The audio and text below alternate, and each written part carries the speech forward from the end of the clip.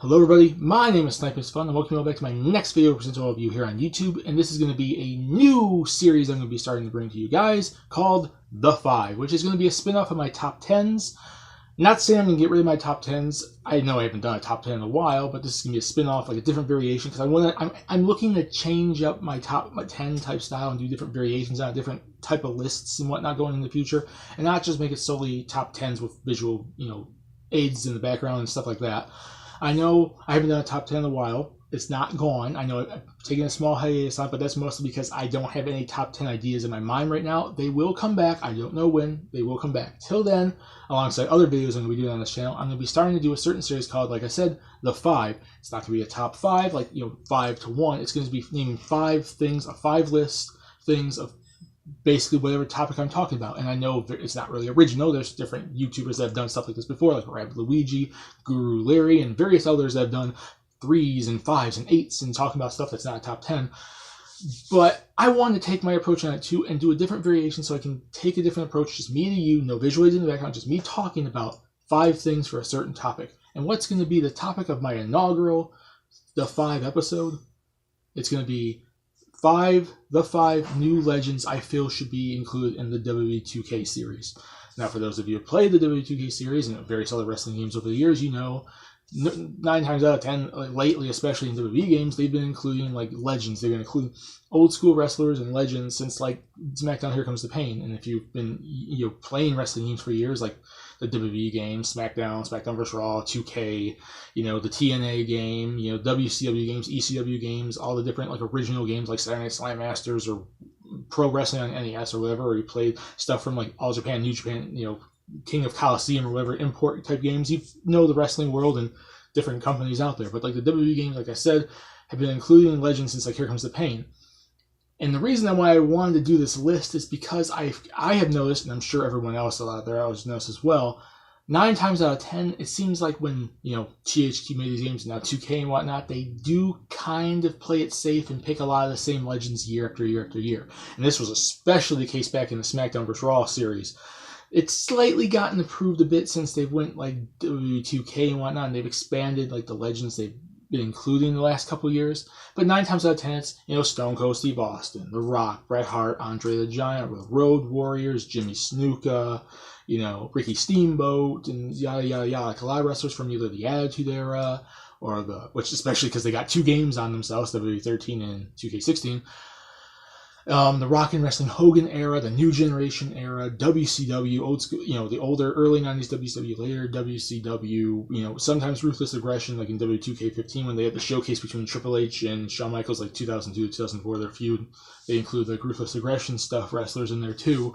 Like, it seems to be pretty much the same thing over and over and over again, like usually. But they have, over the years, like I said, they've changed it up a bit.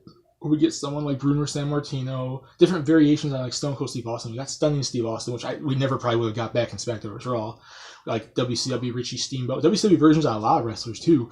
Tatsumi Fujinami, the Bushwhackers, like Lex Luger, DDP. They've changed it up a little bit. So it's not the same old. But it still seems to be like they copy and paste wrestlers each game. Like 2K17 felt a lot like 2K16 with the DLC and the legends and everything, and 16, like 15 and whatnot. They seem to be copying and pasting people, and it seems to be they're still kind of in that rut of like doing the same thing. I know they're marketable. I know people love their Stone Colds and their Rocks and everything, but sometimes it gets really monotonous. You really want to see someone new to play as, and not just the people on the current main roster, but what legends they include. So this is why on this list, I'm going to name 5. No particular order, who's more important and everything. Like I said, this is no top 5. Not like my top 10s. The 5 new legends I feel should be in the WWE 2K series, whether it's included with 2K18 in this year, future games like 2K19, 20, whatever. It'd just be cool ideas for legends they can include.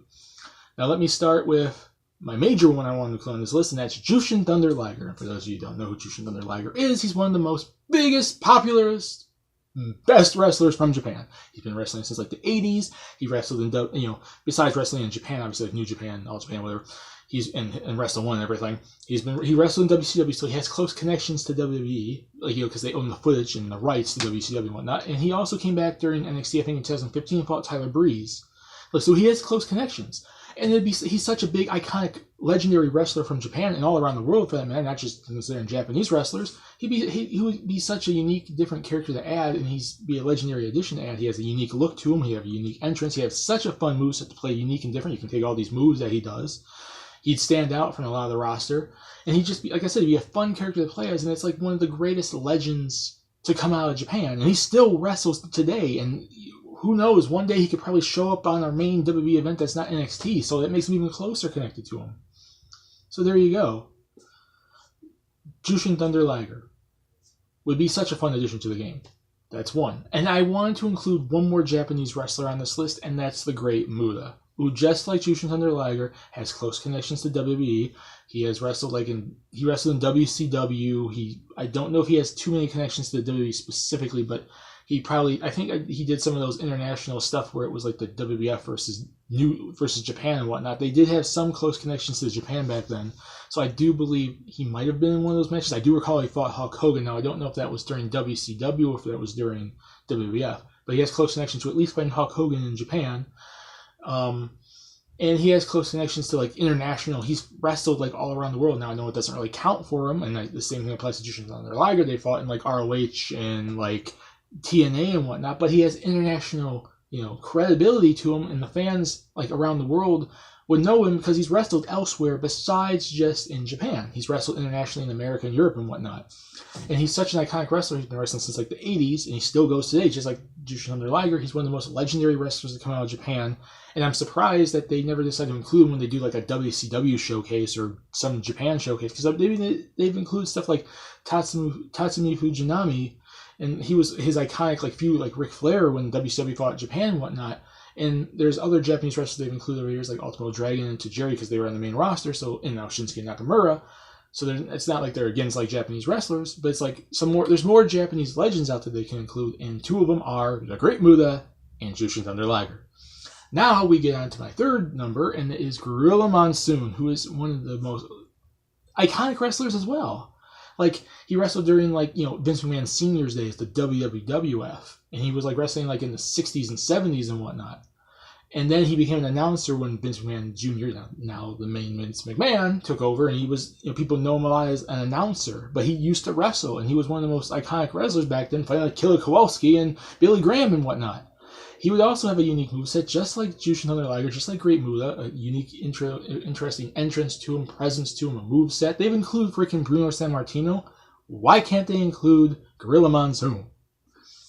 That's 3. Let's go to number 4, and it's going to be Raven. Now, I do know Raven was once in the games before, and I'm saying as a legend, though. When he was in the games, it was when he was on the main WWE roster or WCW roster or ECW roster on all those old games back in the day on PlayStation 1, 64, and PS2 and whatnot.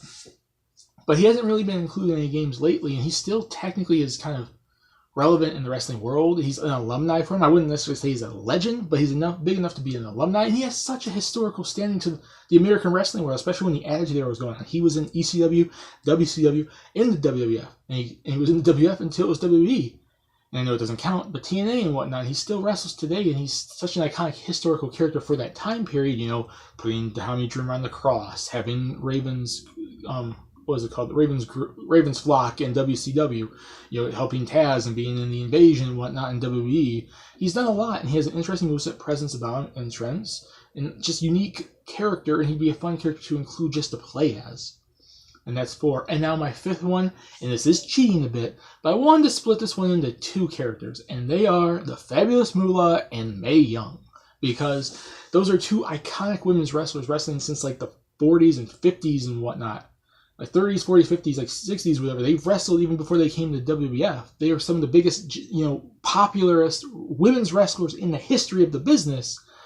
And the only time they've ever been included, and the same thing with Raven, they've also been included before, is I believe No Mercy, when they were, getting power bombed by the freaking Dudley Boys and they were old. But we never had their young selves. And now we've seen that, 2K games are starting bringing people like Alundra Blaze, and they still continue to milk freaking Trish and Lita, but there's other legendary women's wrestlers out there too. I know I didn't put her on this list, but Bull Nakano would be a freaking good one to include as well. But I'm going to include Mae Young and the Fabulous Moolah because they're such legendary women's wrestlers. It doesn't matter what they've freaking done. I know Mae Young is controversial now because some of the crap she's done in the day, but she's still a freaking legendary women's wrestler. And she was big time heel during like the rock and wrestling era. And she was a big wrestler before that. And Mae Young's done the same friggin' thing. Include them too. So that just 5 kind of becomes a 6, basically, but I kind of cheated at the end with 2, but they're 2. I include them on the same spot because Mae Young and Fabulous Moolah are 2 of the biggest women's wrestlers in the history of the business. So thank you guys for watching my 5 list. I named the Great Muta, Jushin Thunder Liger, Gorilla Monsoon, Raven, and Fabulous Moolah and Mae Young. I would love to see these characters in there because they'd be unique and they'd also be different. And different is very important now when we have all the same legends almost all the freaking time. So 2K, it's in your court. What do you guys think? My name is Thanks on Peace. Please subscribe if you want to. Put in the comment section what you guys think. Do you guys like these 5 I picked, or technically 6? And what new legends, characters, and wrestlers they've never usually put in the WWE games?